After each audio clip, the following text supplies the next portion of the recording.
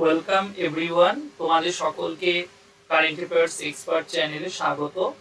তো আজকে আমাদের দেখো ক্লাসে ফার্স্ট যে কোশ্চেনটা, সেই কোশ্চেনটা নিশ্চয়ই তোমরা দেখতে পাচ্ছ সকলে। তো প্রথম কোশ্চেনটা আমাদের কি বলেছে, যে which country has launch its first ever mega food park and food processing unit in India. তো এই যে ভারতবর্ষে একটি সংস্থা তোমার এই মেগা ফুড পার্ক বা প্রসেসিং ইউনিট যেটা চালু করবে বলে ঘোষণা করেছে, প্রথমত সেটা কোন দেশ? দেখো সেটা তো অবশ্যই আমরা বলবো, তার আগে যেটা আমাদের একটু আলোচনা আমরা করে নিই। তো এটা ভারতবর্ষে কোন সংস্থার সঙ্গে এরা চুক্তিবদ্ধ হয়েছে? কারণ আমরা যদি বলি তাহলে মনে রাখবে এরা হয়েছে যুক্ত হয়েছে, অর্থাৎ বিটুইন দা ফানিধার, ঠিক আছে, Fanidhar mega food park, mega food park এই যে সংস্থা, যেটা কোথাকার একটি সংস্থা? অবশ্যই মনে রাখবে গুজরাটের একটি সংস্থা, যে সংস্থার সঙ্গে এই দেশ, অর্থাৎ কোন দেশ? ইতালি গভর্নমেন্ট এই ডিলটা করেছে। তারা ভারতবর্ষে ফার্স্ট টাইম কোনো ফুড পার্ক প্রজেক্ট হাতে নিয়েছে এবং তারা এই সংস্থার সঙ্গে একসাথে মিলে কাজ করবে। কারণ আমাদের কোশ্চেনের উত্তর যদি বলি আমরা কি? ইতালি। এবং মনে রাখবে এরা আরো বেশ কিছু উদ্দেশ্যে এই প্রজেক্টটা করছে, যেটা কি বলেছে? Promote agricultural and industrial growth. এই কারণের জন্য উভয় দেশের এগ্রিকালচারাল এবং ইন্ডাস্ট্রিয়াল গ্রোথের জন্য, এবং ফোকাস করবে কোন বিষয়টার উপর? এই রিসার্চ অ্যান্ড ডেভেলপমেন্ট, গবেষণা এবং উন্নয়নমূলক of new and enhance technology in this sector. অর্থাৎ এই যে প্রযুক্তি, সেই প্রযুক্তিটাকে আরো মজবুত করবার ক্ষেত্রে উভয় দেশ একসাথে মিলে কাজ করবে। তো এই উদ্দেশ্যের জন্য এই দুটো দেশের মধ্যে ডিলটা অনুষ্ঠিত হয়েছে। ঠিক আছে, তো এই গেল আমাদের আজকে ফার্স্ট কোশ্চেন। তো এবার আমরা দেখো আমরা সেকেন্ড কোশ্চেনে যাব। সেকেন্ড কোশ্চেনে কি বলেছে দেখো, Pradhan Mantri Garib Kalyan package for corona warriors has been extended for how long? তো খুব ভালো করে আগে সবার আগে শোনো, এই যে প্রধানমন্ত্রী গরিব কল্যাণ প্যাকেজ, প্রথমত এটা চালু হয়েছে কবে? যদি আমরা বলি, এটা খুব ভালো করে মাথায় রাখবে, এটা চালু হয়েছে গত বছরে, অর্থাৎ মার্চে এটা স্টার্ট হয়েছে। কবে? মার্চ 2020-তে এটা শুরু হয়েছিল। এবং এটার যেটা ডেট যেটা ছিল, মানে স্টপ হবার বা বলতে পারো এই প্রজেক্টটাকে ক্লোজ এর যে ডেটটা ছিল, সেই ডেটটা কত? এবছরে 24শে এপ্রিল যেটা বলা হয়েছিল। কিন্তু এই 24শে এপ্রিল আসবার পূর্বে, মানে এটাতে শেষ হওয়ার কথা ছিল, কিন্তু এবছর 24শে এপ্রিল আসার পূর্বে সরকার এটা নিয়ে একটা চিন্তা ভাবনা শুরু হয়। না, ভারতবর্ষ জুড়ে এটা নিয়ে একটা বিতর্কও তৈরি হয়েছিল, যেহেতু শোনা গিয়েছিল যে এই প্রজেক্টটাকে বন্ধ করে দেওয়া হবে। তার জন্য আর কি এই প্রজেক্টটাকে এক্সটেন্ড করা হয়েছে, মনে রাখবে 3 বার এক্সটেন্ডেড করা হয়েছে। কবে? 3 বার এটাকে বাড়ানো হয়েছে। কতবার বাড়ানো হয়েছে বললাম? অবশ্যই ভালো করে মাথায় রাখবে, এটাকে এক্সটেন্ডেড করা হয়েছে, আমাদের 3 বার বাড়ানো হয়েছে। ঠিক আছে, তো আমাদের যিনি প্রাক্তন স্বাস্থ্যমন্ত্রী, অর্থাৎ কি নাম যদি আমরা বলি, এর আগে যিনি আমাদের স্বাস্থ্যমন্ত্রী ছিলেন, ঠিক আছে, তো সেই আগের যিনি স্বাস্থ্যমন্ত্রী, তিনি এই প্রজেক্টটাকে আবার ঘোষণা করে, অর্থাৎ ডক্টর হর্ষবর্ধন, আমাদের যিনি প্রাক্তন স্বাস্থ্যমন্ত্রী, তিনি এই প্রজেক্টটাকে 20 এপ্রিল পুনরায় এটাকে বাড়ানোর জন্য ঘোষণা করে বা বাড়াবে বলে ঘোষণা করে। ঠিক আছে, তো এবার এই প্রজেক্টের উদ্দেশ্যটা কি একটু বলে দিই। কোন প্রজেক্টটা? মনে রাখবে এই যে প্রধানমন্ত্রী গরিব কল্যাণ যে প্যাকেজ যেটা আমরা বলছি, এই প্যাকেজটার উদ্দেশ্যটা কি? অর্থাৎ যারা করোনা ওয়ারিয়ার্স, ঠিক আছে, যদি তাদের এই করোনাতে যদি তাদের কখনো মৃত্যু বা মারা যায়, তাহলে সেক্ষেত্রে তাদের জন্য একটা সরকার ইন্স্যুরেন্স কভার করেছিল।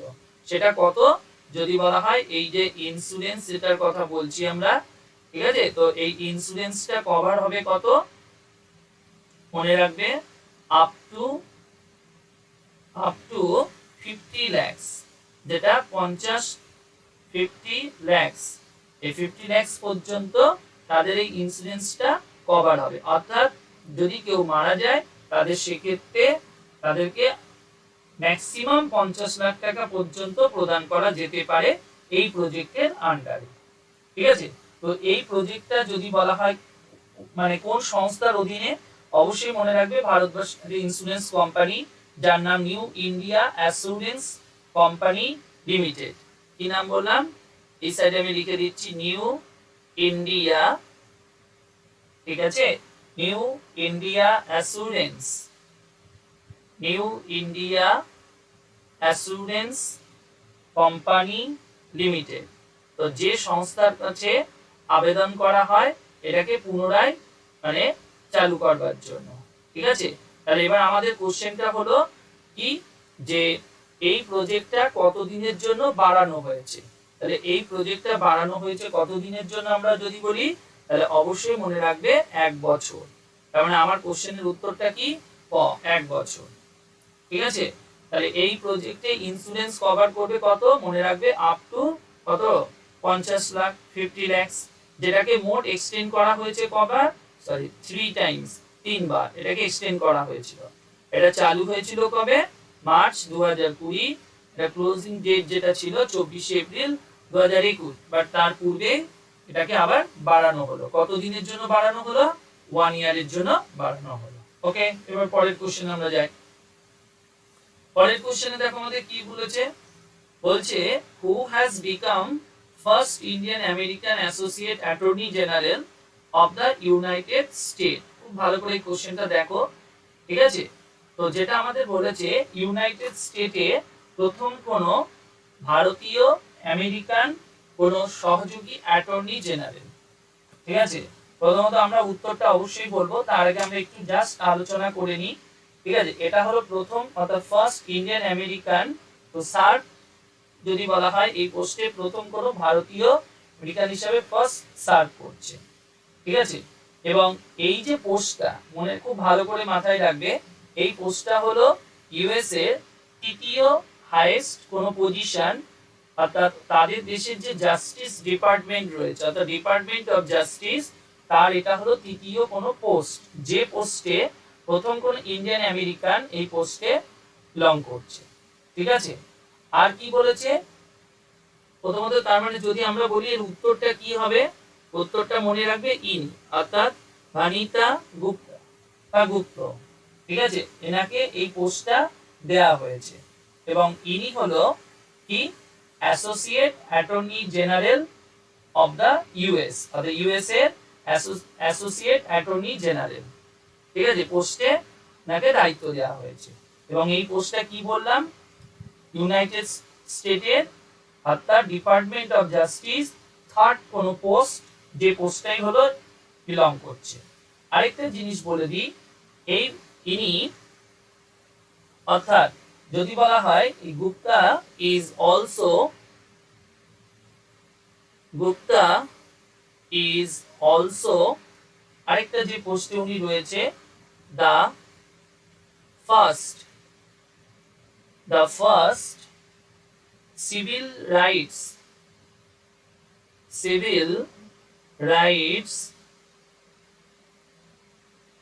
Rights lawyer. ঠিক আছে, লয়ার, খুব ভালো করে শুনবে, লয়ার ফ্রম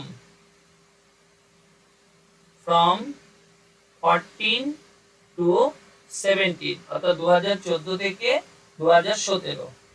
ঠিক আছে, এছাড়াও কি বলা হচ্ছে, গুপ্তা সার্ভ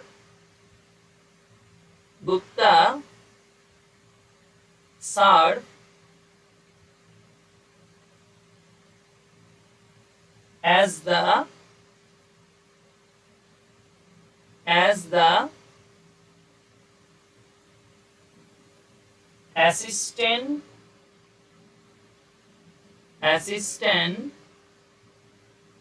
ওকে, অ্যাসিস্ট্যান্ট, আমি একটু উপরের দিকে লিখলাম, ওকে তোমরা একটু দেখে নিও, assistant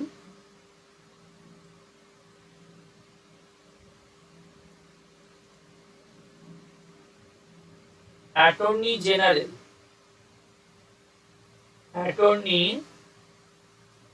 general for civil rights, civil rights, okay, civil rights under কার আমলে? Barack Obama. অর্থাৎ এদের যে প্রাক্তন প্রেসিডেন্ট বারাক ওবামা, তো সেই বারাক ওবামার আমলে তিনি কি পোস্টে ছিলেন? অবশ্যই মনে রাখবে যে 2014 থেকে 2017 সাল পর্যন্ত গুপ্তা তিনি মানে কি পদে ছিলেন? Assistant attorney general for civil rights, মানে যেটা আগে আমরা এখানে উল্লেখ করলাম এই যে এই পোস্টটা, এই যে Gupta is also the first civil rights lawyer, মানে গুপ্তা সিভিল রাইটস লয়ার হিসেবেও কাজ করেছেন। সঙ্গে কি বললাম, আর সঙ্গে এটা বললাম যে এছাড়াও ইনি 2014 থেকে 2017 অর্থাৎ ইউএস এর যিনি প্রাক্তন প্রেসিডেন্ট বারাক ওবামার আমলে কি পোস্টে বিলং করেছে? এই যে অ্যাসিস্ট্যান্ট অ্যাটর্নি জেনারেল পোস্টও তিনি দায়িত্ব সামলেছে। ঠিক আছে, তার মানে আমাদের এই কোশ্চেনের উত্তরটা কি হবে? এই ভানিতা গুপ্তা। ওকে, এবার আমরা যাই আমাদের পরের কোশ্চেনে। পরের কোশ্চেন দেখো খুব ভালো করে কি বলেছে, which state government has released first installment of rupees 672 crore under the Jagannath Vidya Divan scheme for student। খুব ভালো করে শুনবে। তো এই যে প্রজেক্টটা, প্রথমত এই প্রজেক্টে আমাদের 4টে ইনস্টলমেন্টের মাধ্যমে টাকা প্রদান করা হবে। 4th ইনস্টলমেন্ট, ভালো করে শুনে নেবে। 4খানা ইনস্টলমেন্টের মাধ্যমে এই টাকাটা দেওয়া হবে। যার প্রথম ইনস্টলমেন্ট যেটা ঘোষণা করা হয়েছে, যদি আমরা বলি কবে, তাহলে কোন মাসে যদি বলি, অবশ্যই আমি মাসগুলো লিখে দিচ্ছি। এপ্রিল মাস প্রথম, সেকেন্ড যদি জুলাই, থার্ড হলো ডিসেম্বর, আর ফোর্থ হলো ফেব্রুয়ারি, মানে নেক্সট ইয়ারের ফেব্রুয়ারি, 2022-এর ফেব্রুয়ারি। ঠিক আছে, তো এই প্রজেক্টটার উদ্দেশ্যটা কি?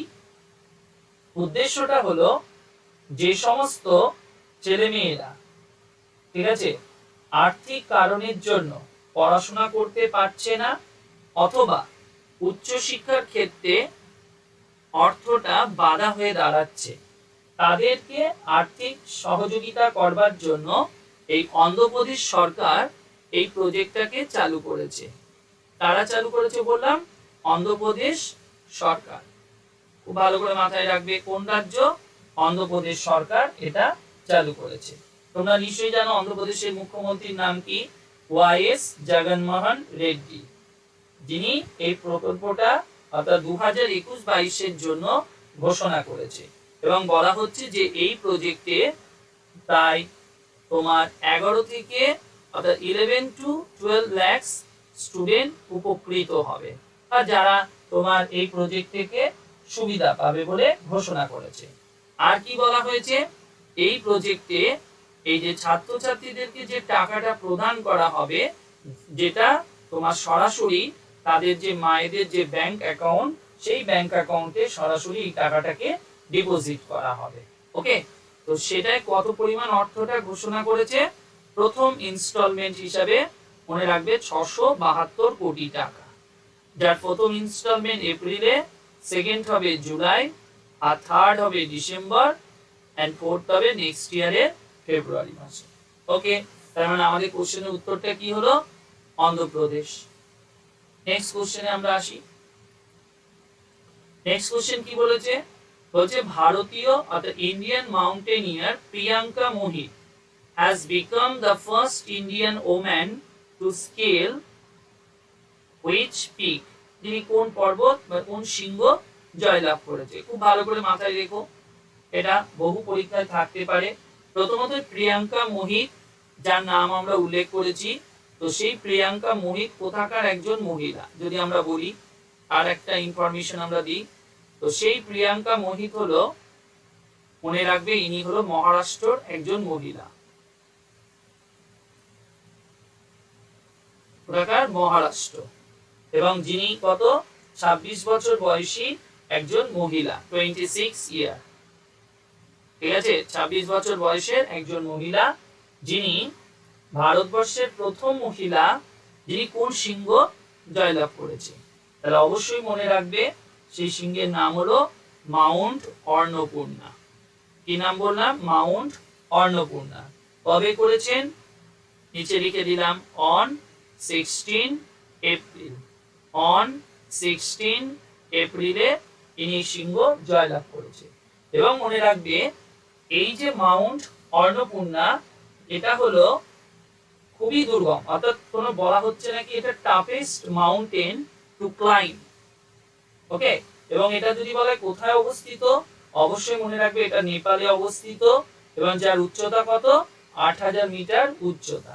তার মানে আমাদের যদি কোশ্চেন করে এই যে মাউন্ট অন্নপূর্ণা, তো সেই মাউন্ট অন্নপূর্ণা এটা যদি বলা হয় কোথায় অবস্থিত, প্রথমত এটা হলো বিশ্বের মধ্যে উচ্চতার দিক থেকে 10th পজিশনে রয়েছে, ঠিক আছে। আর এটা যদি বলা আমাদের কোথায় অবস্থিত, তাহলে অবশ্যই মনে রাখবে এটা আমাদের অবস্থিত হলো নেপালে অবস্থিত।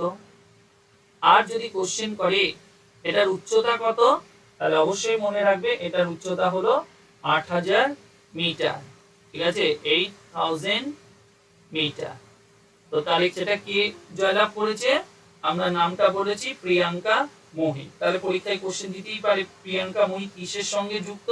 তাহলে অবশ্যই মনে রাখবে ইনি হলো একজন কি পর্বত আরোহী। 26 বছর বয়সী মহিলা, যিনি মহারাষ্ট্রের একজন মহিলা, ঠিক আছে। এছাড়াও ইনি বেশ কিছু আরো শৃঙ্গ জয়লাভ করেছে, যেমন মাউন্ট মাকালু, ঠিক আছে, যেটা বিশ্বের মধ্যে বলা হচ্ছে পঞ্চম সর্বোচ্চ শৃঙ্গ, ঠিক আছে, যার উচ্চতা কত? 8485 মিটার। এছাড়াও ইনি মাউন্ট এভারেস্ট জয়লাভ করেছে 2013-তে, ঠিক আছে। তিনি মাউন্ট মাকালু জয়লাভ করেছে 2019, ঠিক আছে। তারপরে মাউন্ট কিলিমাঞ্জারো শৃঙ্গ জয়লাভ করেছে 2016। এরকম বেশ কিছু শৃঙ্গ ইনি কিন্তু জয়লাভ করেছে। এবার আমরা আসি আমাদের পরের কোশ্চেনে। কি বলেছে দেখো, বলছে যে US house has voted to make which city as the 51st state of US. অর্থাৎ ইউএস এর কি বলছে 51তম রাজ্য হিসাবে বা রাজ্য হওয়ার জন্য কোন রাজ্যকে এরা ভোট দিয়েছে, দেওয়ার পক্ষে ভোট দিয়েছে। মানে বলতে পারো ইউএস এর 51তম স্টেট হিসাবে কোন রাজ্যের কথা এখানে বলা হয়েছে। কততম? 51তম রাজ্য। তাহলে ইউএস এর 51তম রাজ্য, তার মানে অলরেডি আমরা বলতেই পারি 50খানা রাজ্য রয়েছে। অর্থাৎ সেই ইউনাইটেড স্টেটের যিনি নতুন প্রেসিডেন্ট, তাই না, নতুন প্রেসিডেন্ট যে ঘোষণা হয়েছে, প্রেসিডেন্ট ভাইস প্রেসিডেন্ট হয়েছে, তো এই প্রেসিডেন্টের আমলে ইউএস এর নতুন যে রাজ্য, অর্থাৎ কততম রাজ্য আমরা যদি বলি 51তম, তাহলে আনসার কি আসবে? তো সেই 51তম রাজ্যটার নাম হবে কোনটা? Washington DC. কি নাম বললাম? ওয়াশিংটন ডিসি, যেটা হলো ইউএস এর কত 51তম রাজ্য হিসাবে ঘোষণা করা হয়েছে এবং তার জন্য রিসেন্টলি একটা ভোটাভুটি অনুষ্ঠিত হয়েছে। আচ্ছা, এরপরে দেখো আমাদের নেক্সট কোশ্চেন কি বলছে, which country plans to return to moon with Luna 25 after 45 years. মানে 45 বছর পরে লুনা 25 দিয়ে আবার চাঁদে ফিরে যাওয়ার একটা তারা পরিকল্পনা করছে। মানে কত বছর পর বলছে এখানে? 45 বছর পর। কেন দেখো 45 বছর পর বলছে কথাটা?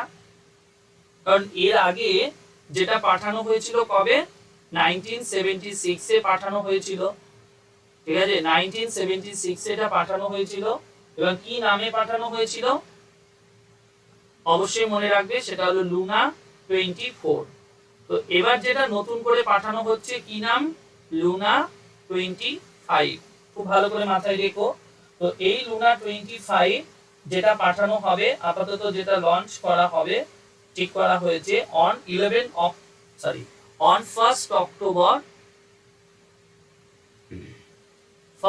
অক্টোবর 2021, মানে 1 অক্টোবর 2021 যেটা আমাদের কি করা হবে? লঞ্চ করা হবে বলে ঘোষণা করা হয়েছে, ঠিক আছে। এবার এটা কি উদ্দেশ্যে পাঠানো হচ্ছে খুব ভালো করে মনে রাখবে। এটা বলছে এই যে মুনের যে সাউথ পোল রয়েছে, অর্থাৎ দক্ষিণ মেরু, তার যে সারফেস বা উপরিতল, ঠিক আছে, তার জলের যে তলদেশ, যে উপরিতলের যে জলের তলদেশ তাকে নিয়ে একটা স্টাডি করবার জন্য এই লুনা 25টাকে পাঠানো হচ্ছে। ঠিক আছে, তাহলে এর আগে প্রথম যেটা পাঠানো হয়েছিল 76 এ 24, তারই 45 বছর পর এটা পাঠাচ্ছে। তাহলে এবার যদি আমাদের কোশ্চেন করে এটা কোন দেশ পাঠাচ্ছে, তাহলে অবশ্যই ভালো করে মাথায় রাখবে এটা কোন দেশ পাঠাচ্ছে। তাহলে এটা হবে রাশিয়া পাঠাচ্ছে। কারা পাঠাচ্ছে? রাশিয়া পাঠাচ্ছে। ঠিক আছে, তো এই হলো আজকে আমাদের আলোচনা বা আমাদের কোশ্চেন। ঠিক আছে, তোমাদের যদি অবশ্যই ভালো লাগে তাহলে অবশ্যই একটা লাইক দিও এবং সাবস্ক্রাইব করো।